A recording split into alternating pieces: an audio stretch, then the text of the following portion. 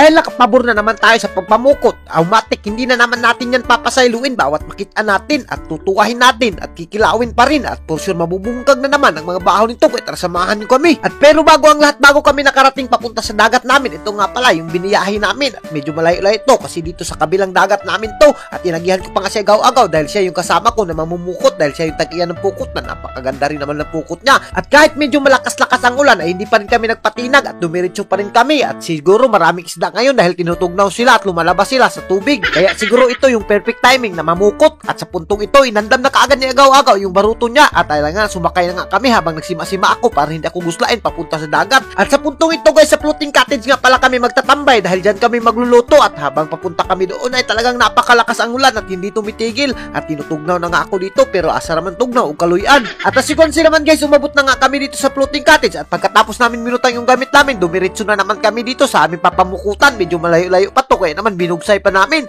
At kung nakikita nyo guys, pinarking na namin yung baruto namin dito at dito na namin sisimulan yung pagpamukot. At sa puntong ito, sumugat na kagad kay Agaw-Agaw yung bangkaw na inaalagaan niya. At kung nakikita nyo naman guys, nagkiskis pa yung bangkaw kaya hindi na pinasaylo ni Agaw-Agaw. Talagang kinikit niya na at napakasarap pa naman tong bangkaw niya yun, lalo na kapag uwan-uwan. Ako, yung sabaw talaga nito ay mamitoon, pati yung budas na sumugat sa amin, napakalaki talaga. At medyo nahahadlok lang talaga ako dito sa bawd dahil lumalamba sa baruto. Pero naku, sabi nila kapag nakakuha tayo ng isda, huwag ka nang matakot sa bawd. Kaya naman tinibayan ko na lang yung loob ko dito kahit malalaki yung bawd ay hindi pa rin ako nagpatinag. At kung nakikita nyo guys, napakarami na lang kuha namin nila Agaw-Agaw at sulban na talaga tong pangkilaw at pangtuwa namin. Ganito pala sila mamukot dito guys, iabog-abog lang nila yung maisda para dumasmag sa pukot. At may mga suwaki nga pala kaming nakuha rin dito guys. Naku, masarap rin yan kapag sinukaan mo. At sa puntong ito, nakakop si Agaw-Agaw dito ng buntog na napakalaki naman talaga. At naku, sa hindi nakakaalam ng buntog, napakasarap rin ito tuwain. Lalo na kapag anakan ka, ay maganda talaga tong buntog. Pang sabaw-sabaw, pang pagatas rin to. Pero hindi lang sa mga anakan yung buntog guys ha, pwede rin yan sa amin dahil kailangan rin namin magpagatas. At as you can see naman guys, ito lang talaga yung trabaho ko dito, ang mag-video-video at magsunod-sunod sa kanila. Parang hindi naman ako napuslan dito, pero naku, nakakatuwa lang na mamukot kami dito na ganito karami yung nakuha namin. At napakagaling naman talaga nila Agaw-Agaw. At sa puntong ito, dahil natapos na kami pagpamukot, tayo na nga, tinanggal lang namin dito sa floating cottage. At as you can see naman guys, napakarami talaga ng kuha namin. At pati yung suwaki guys, hindi ko na pinasaylo yan. Yan talaga yung ununa ko dahil medyo gibati ako dito ng kagusla at kahayab sa mga malalaking bawd. Pero ito yung tambal na suwaki na napakasarap naman talaga.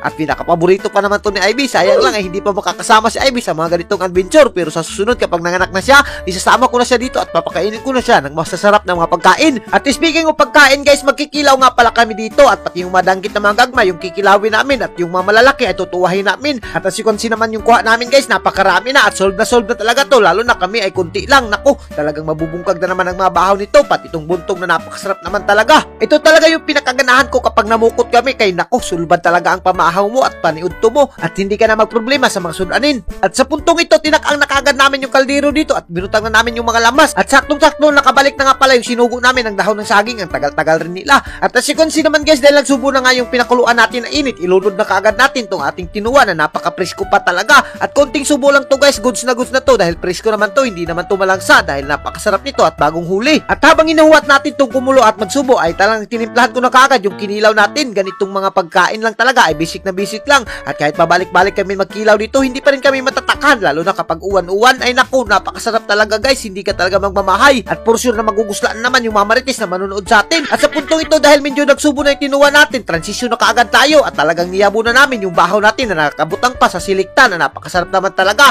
At as you can see naman yung sabaw guys, sinabaw na kaagad namin at binutang na namin sa panaksan. Itong mga pagkain na to guys, hindi mo talaga to kayang ibaylo kapag ganito kasarap yung mga pagkain mo. At as you can see naman guys, talagang sobrang nagugusla na kami kaya hindi na namin to pinadugay. At pati yung kinilaw, talagang pinusan na namin ng sili. At siyempre tinilawan na kaagad natin yung kinilaw kung masarap ba. Naku, pagtikim natin ay napakasarap at sobrang gusla na talaga kami. Kaya hindi na namin pinasaylo yung bahaw at talagang binungkag na namin. At napakabilis naman talaga namin magkain dito. Dito talaga sa lugar namin guys, basta pagkain at food trip yung hisgutan ay naku, hindi ka talaga malulugi kapag dito ka sa lugar namin. Mapabukid man o dagat yan, naku, talagang hindi ka magmamahay dahil lahat na masasarap at presko yung mga pagkain. At bukod sa presko ay napakalibre lang talaga at hindi mo na kailangan gumastos ng malaki. Katulad ditong mga kinakain namin, nakikita nyo yan. Naku, ang sarap-sarap niyan at hindi ka rin magmamahay. At kung sa iba mo na to binili, naku, napakamahal na nito ng kilo. Ay, siguro aabot na to ng 400, pero dito sa amin ay libre lang talaga. At alam nyo ba guys, naisip rin namin na mag-food trip kasama itong mga barkada namin dahil matagal-tagal rin kami dito ng mga kasama ko at mga kababata ko na hindi nakapag-food trip. Kaya itong araw na to, ito yung pinaka-espesyal sa amin dahil nagkasama-sama kami ulit. At sa nga pala, linggo nga pala ngayon, kaya talagang nagsama-sama kami. At may kasama nga pala akong vlogger rin dito na si Ivan Vlog. Shoutout sa iyo, idol, mabuhay ka hanggat gusto mo.